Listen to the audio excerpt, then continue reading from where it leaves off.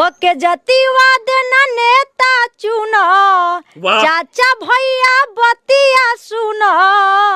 क्या बात है। के जातिवाद न नेता चुनो, चाचा भैया बतिया सुनो।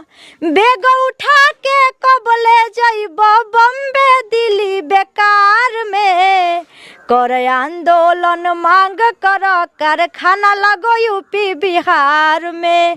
कर आंदोलन मांग कर कारखाना लगे यूपी बिहार में। कल कारखाना लागी हो तबे गरीबी भागी हो।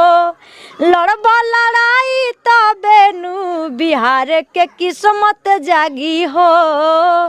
ऐसन बतिया कबो नया नेताजी के विचार में। कर आंदोलन मांग कर कारखाना लगो यूपी